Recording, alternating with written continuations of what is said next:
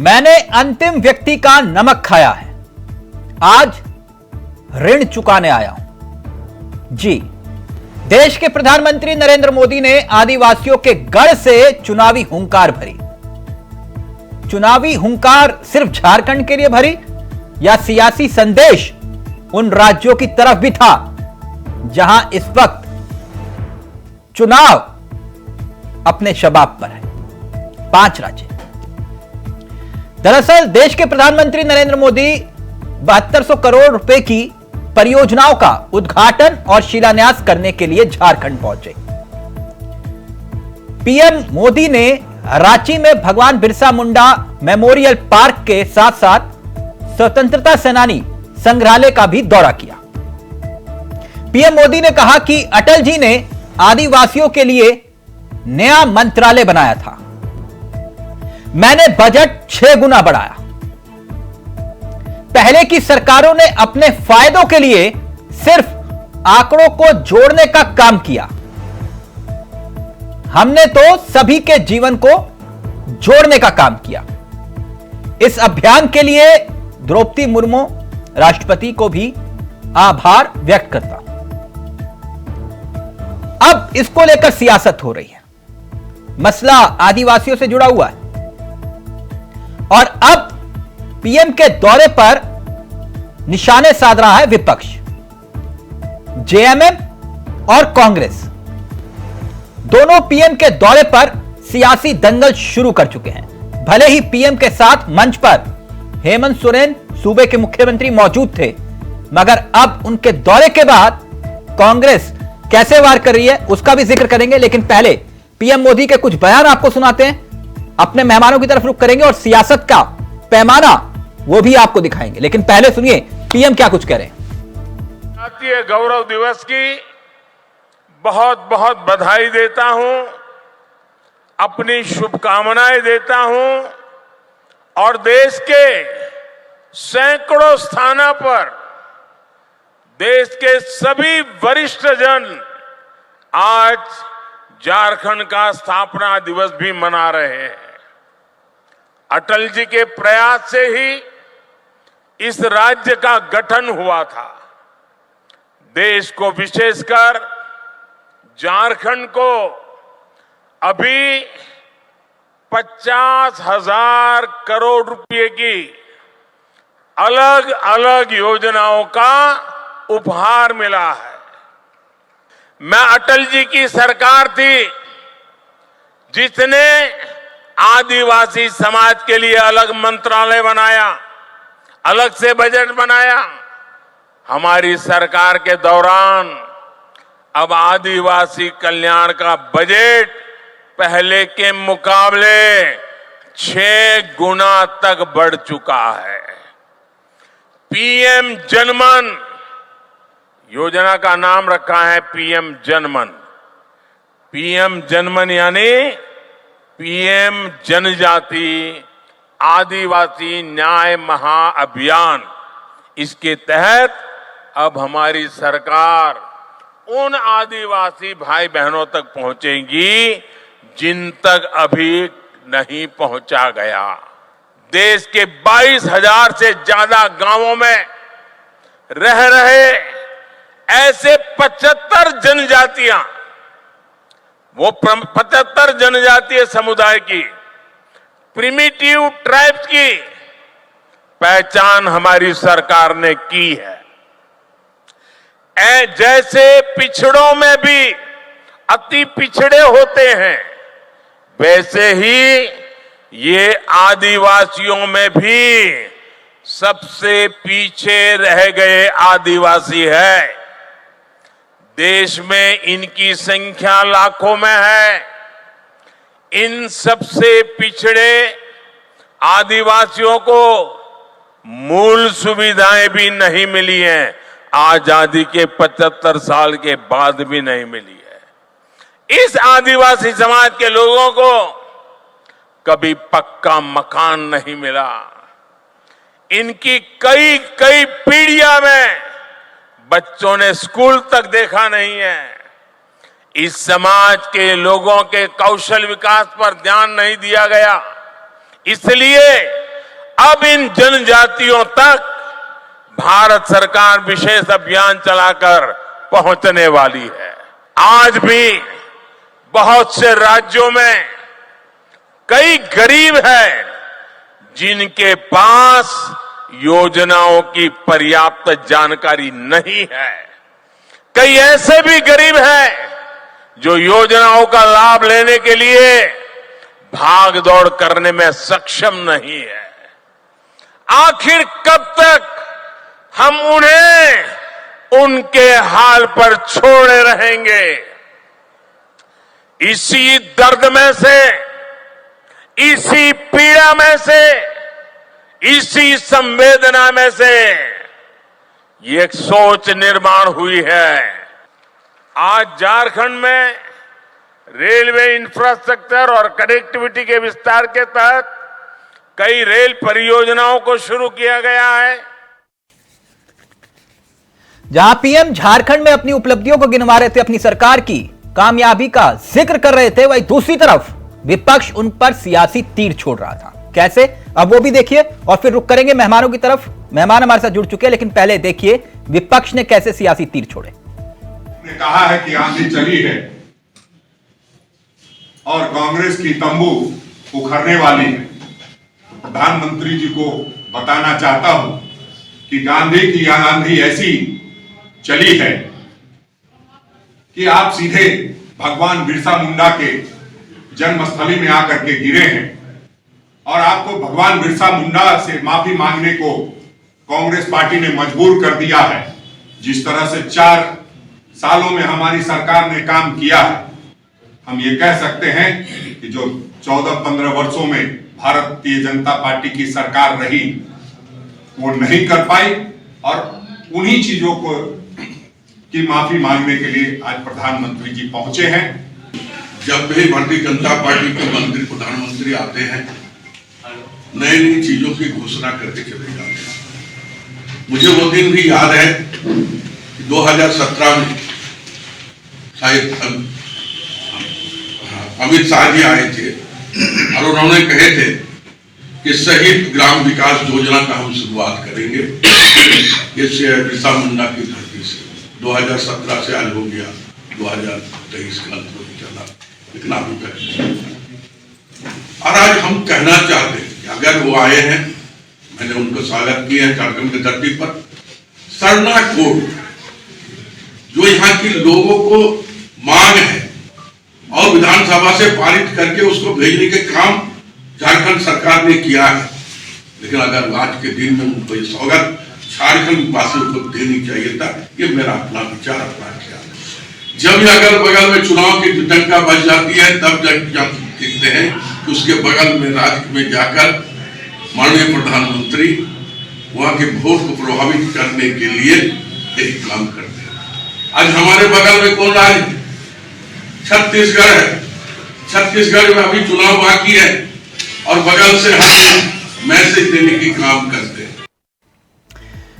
तो कांग्रेस ने सियासी निशाने साधे देश के प्रधानमंत्री के दौरे पर। सीधा रुख करेंगे अपने मेहमानों की तरफ। आपको बता दें, आज हमारे साथ इस चर्चा में जो मेहमान शामिल हो रहे हैं, तीनों मेहमान आपकी स्क्रीन पर आ चुके हैं। सुजीत सरकार जेएमएम के चेहरे हैं, हमारे साथ परवेज खान जुड़ चुके हैं, आजसू के चेहरे हैं, साथ ही साथ राकेश कुमार हमारे साथ, हमारे सहयोगी इस कार्यक्रम का हिस्सा है।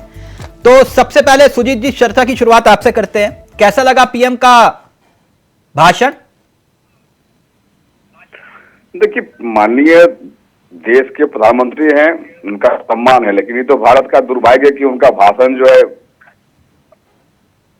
हमेशा झूठ और जो आंकड़े वो दिखाते हैं वो जादुई और पता नहीं कहाँ कहाँ चलाते हैं।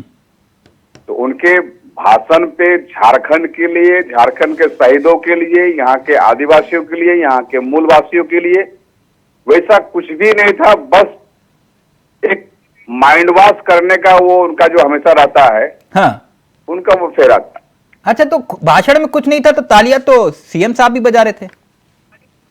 अब देखिए, जब आए हैं हम देश के प्रधानमंत्री का सम्मान में ताली बजा रहे हैं, ना कि बीजेपी को, नरेंद्र मोदी का सम्मान। नहीं, वो कार्यक्रम तो बीजेपी का नहीं था ना, वो तो कार्यक्रम देश के प्रधानमंत्री का था।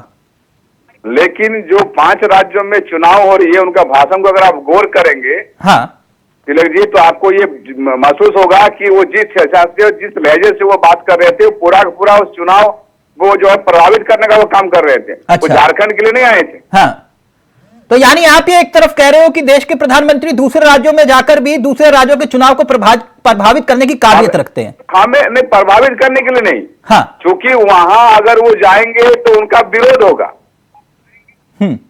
उस तो वहां तो एक के बाद एक ताबड़तोड़ रैलियां करके आए हैं।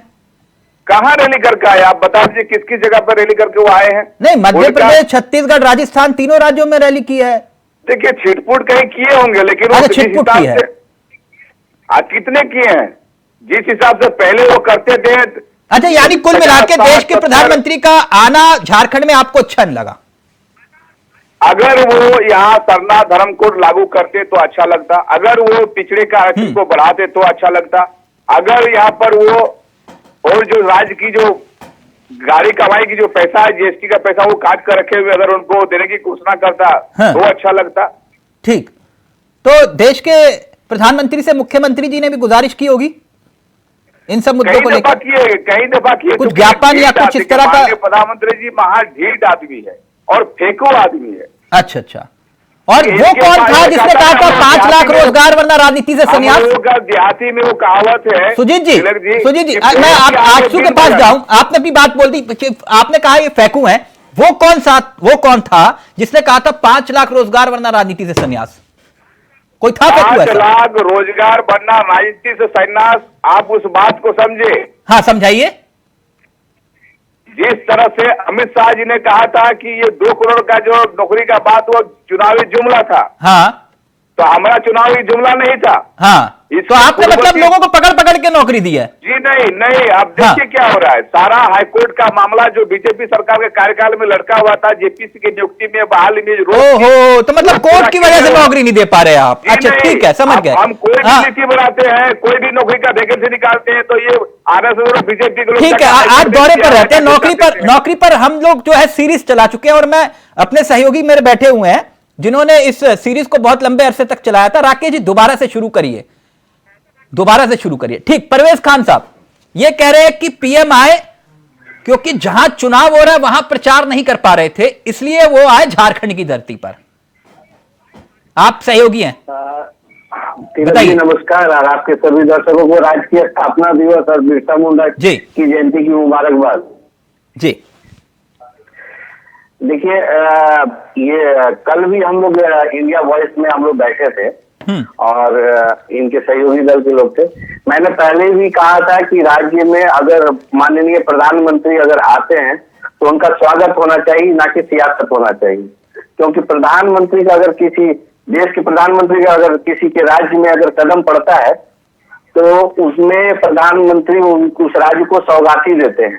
जैसा कि आपके रिपोर्ट के माध्यम से और जो पता चला है कि 7200 करोड़ का ये जनजातीय के लिए एक बजट उन्होंने दिया है, और माननीय मुख्यमंत्री जी से भी आग्रह किया है कि 25वें साल में 25 एजेंडा बनाए जो जनजातीय समूह के लिए काम करने में आसानी होगा।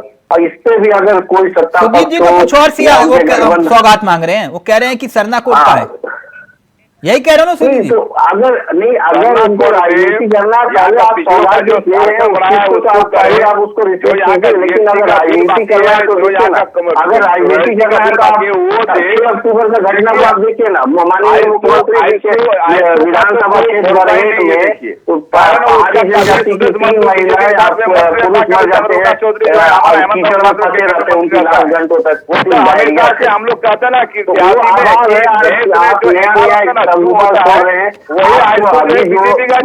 प्रधानमंत्री जो बोले हैं आज प्रधानमंत्री आए हैं तो प्रधानमंत्री आए स्वागत है। एक मिनट सुनील जी, एक मिनट। हाँ, परवेज जी ये बताइए, सरना कोड को लेकर पार्टी का स्टैंड क्या है? नहीं, सरना कोड का स्टैंड है, सरना कोड लगना होना चाहिए। तो फिर बोला आपने पीएम से? होना चाहिए। आप तो सहयोगी दल है, एनडीए पार्टनर है, बोला क्या पीएम से क्या कि झारखंड को उनका हक दे? जिस जगह डिमांड होना चाहिए, जहाँ सदन से बात होना चाहिए, हमारे पार्टी अध्यक्ष जहाँ सदन से विधानसभा हर एक जगह बात कर रहे हैं, रोड सड़क से लेके सदन तक हम बात कर रहे हैं, होना चाहिए। तो नहीं नहीं, सड़क सदन में कहा, सड़क से बात नहीं बनेगी। सदन में नहीं तो फिर तो या तो आप बोलिए कि हेमंत सरकार की तरह हवा में तीर मार रहे हैं हम, है ना, या तो फिर ये बात बोलिए कि हेमंत सरकार जैसे हवा में तीर मार रही है वैसे हम भी तीर मार रहे हैं। एक मिनट राकेश जी, राकेश जी एक मिनट राकेश जी, क्या ये मान लिया जाए कि पीएम के इस दौरे के बाद से अब चुनावी आगाज झारखंड में हो चुका है, ये मान लिया जाए औपचारिक रूप से? देखिए तिलक जी, आपने जो सवाल किया है खास करके चुनाव को लेकर, तो मुझे लगता है कि निश्चित तौर पे बीजेपी या फिर बाकी पार्टियां राजनीतिक दृष्टिकोण से जरूर अब तैयारी तेज करने की कोशिश करेगी। और मुझे लगता है कि एक बड़ा मुद्दा जो पिछले दिनों चल रहा था, आपने जिक्र किया सरना कोड का, उस मुद्दे को किस तरीके से राजनीतिक क्षेत्र में लाया जा सकता है, इसको लेकर भी बातचीत की जा रही है।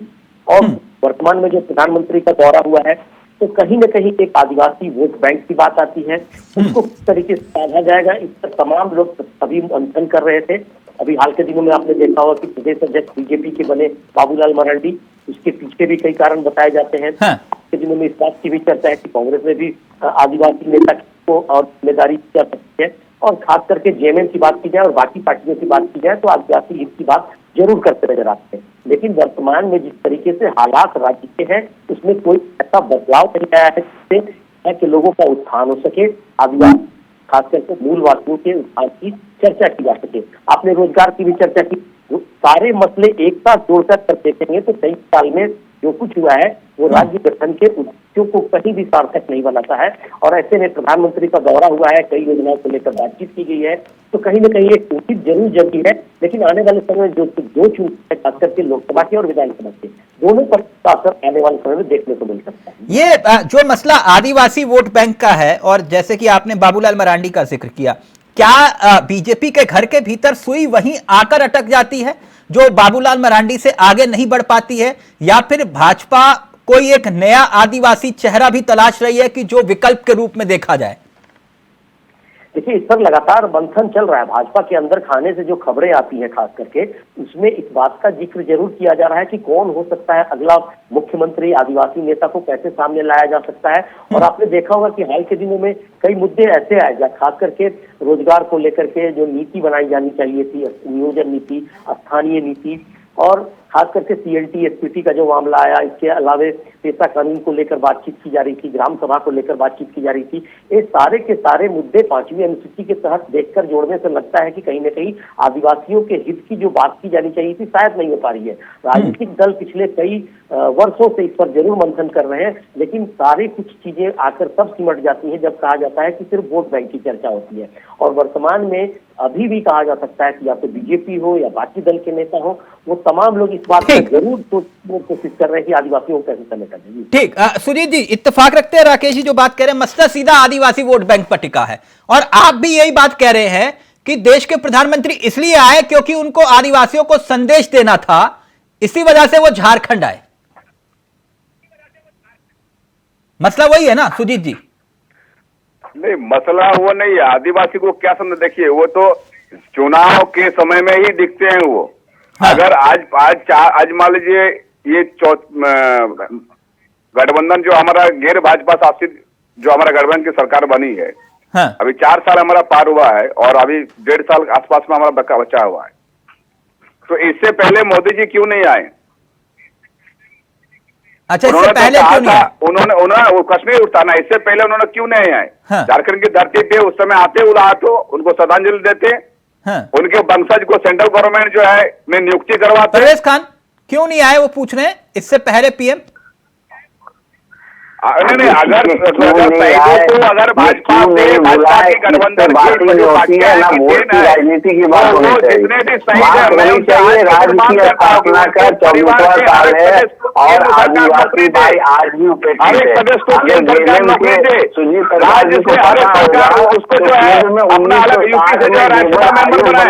आयोग का सिफारिश क्या था ये पता है? उससे पूंजीपति का खिलवाड़, अपना जो बिजनेस का जो कॉरिडोर उसको बढ़ाने के लिए वो जो पार्टनर को खुश करने के लिए अडानी अंबानी को करने के लिए 72 करोड़ रुपया, कितना जो 500,000 करोड़ रुपया का जो उन्होंने आंकड़ा दिया है, उस आंकड़ा में झारखंड के आदिवासी के हिस्सों में कितने आएंगे वो बता पाएंगे क्या?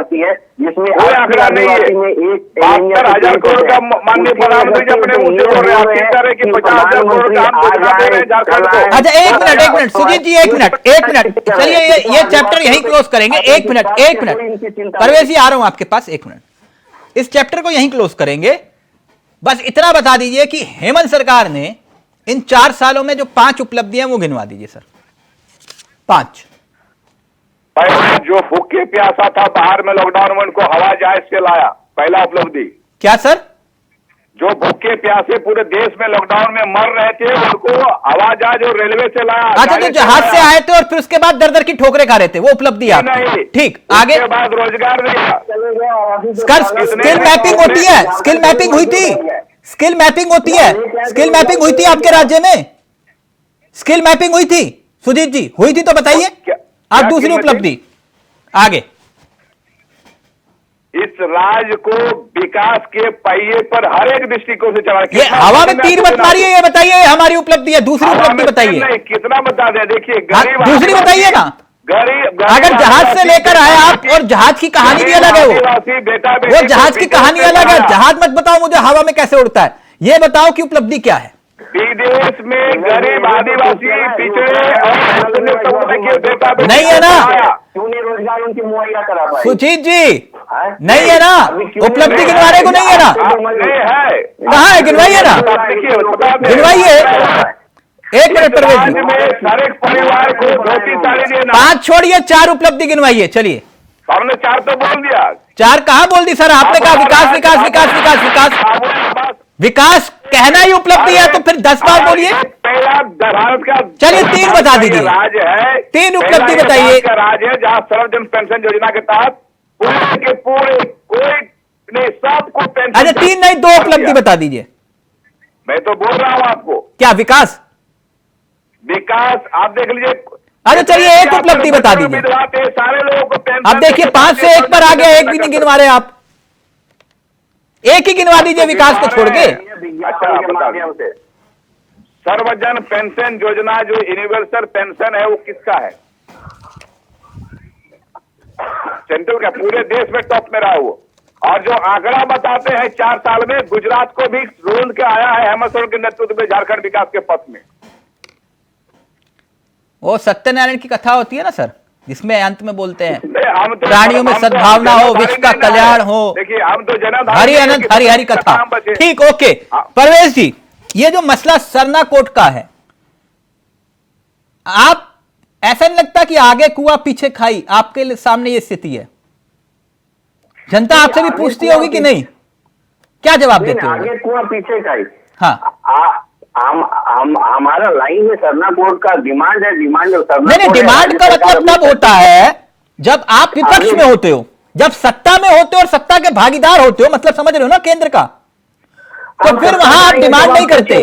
आप या तो ये बोलेंगे कि भैया करिए, या तो फिर हमारा हाथ जोड़िए, नमस्कार, जय हिंद। नहीं ना, एक बात बताइए, मलाई भी चाहिए। बात बताइए, जब हम तिलक जी एक बात बताइए, सत्ता में हम है, सत्ता में हम है, केंद्र की बात कर रहा हूं सर, केंद्र की बात सहयोगी हो कि नहीं एनडीए की बात होगा तो समन्वय समिति बनेगी, उस साथ में होगी।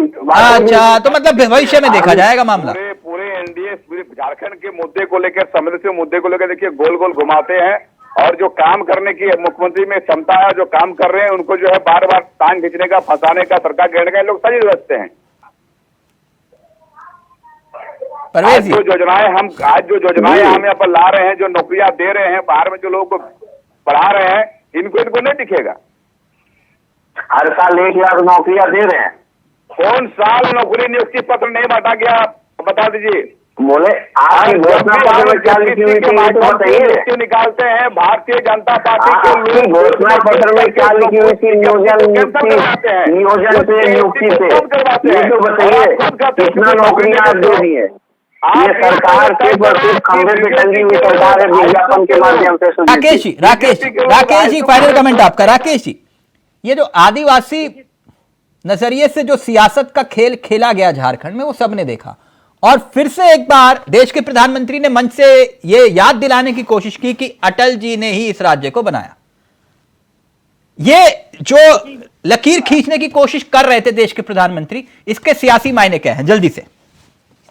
देखिए, तमाम चीजें चल रही हैं, खास करके 23 साल का झारखंड, कई मुद्दे अभी वही के वही पड़े हुए हैं जिन मुद्दों को लेकर राज्य का गठन किया गया था। और आपने जिस तरीके से जिक्र किया कि राज्य के गठन को लेकर के अटल जी ने काम किया, लेकिन कई चीजें हैं, खास करके अटल जी के कार्यकाल में जरूर अलग राज्य बना, लेकिन इसके पीछे की लड़ाई हम लोगों ने अपनी आंखों से देखा है, उसमें कई लोगों की भूमिका रही है और उससे नकारा भी नहीं जा सकता है। बिल्कुल एक अहम बात जो प्रधानमंत्री ने कहा है कि अगले 25 साल का जब झारखंड हो तो 25 ऐसी बातों को लेकर एक ब्लूप्रिंट बनाया जाए जो स्टेट गवर्नमेंट को ही बनाना चाहिए, जिससे शायद राज्य का भला हो सके। तो अब एक बड़ी बात यह है कि आने वाले 25 साल जब पूरे होंगे राज्य के, तो कौन से ऐसे 25 मुद्दों पर बातचीत की जाएगी जिसके बाद से राज्य का कायाकल्प हो सकता है। और नहीं, क्या ये इतना मतलब प्रैक्टिकल दिखता है कि देश के प्रधानमंत्री बोले और फिर मुख्यमंत्री कहें कि ये लीजिए 25 मेरी तरफ से प्रस्ताव, और वो भी ऐसी स्थिति में जब भ्रष्टाचार के मामले में दोनों आमने सामने हैं। यही तो विडंबना है, पिछले 23 साल में क्या हो रहा है, यही तो हो रहा है कि सीधे सीधे जो फिर मुद्दे हैं, हाँ। का मामला था, नियोजन नीति का मामला था, बाकी जो मुद्दे थे, इन सारे मुद्दों पे जिस तरीके से काम तमाम राजनीतिक दल के लोगों को, सरकार को करना चाहिए था, शायद नहीं हो पाया है। इसी का नतीजा सामने है कि आज भ्रष्टाचार का बोलबाला है। तमाम जो राजनीतिक लोग आप कहीं न कहीं रोजगार को लेकर सवाल करते हैं, सफल धर्म को लेकर राजनीति होती है, तो ये सारे मसले जानबूझकर राजनीतिक रूप से सामने लाए जा रहे हैं, जिससे जनता दिग्भ्रमित हो सके। मुझे तमाम लोगों को ठीक, अब देखते हैं कि इस दौरे का क्या असर पड़ता है, लेकिन इतना जरूर है कि अब सियासत पीएम मोदी के बयानों के इर्द गिर्द आने वाले दिनों में घूमने वाली है, ये तय है। बहुत बहुत शुक्रिया सुजीत जी, परवेज जी और राकेश जी, आप तीनों का। तो झारखंड में पीएम के दौरे पर छिड़ा सियासी दंगल की दास्तान आप देख रहे थे। फिलहाल मुझे दीदी इजाजत, नमस्कार, जय हिंद, जय भारत।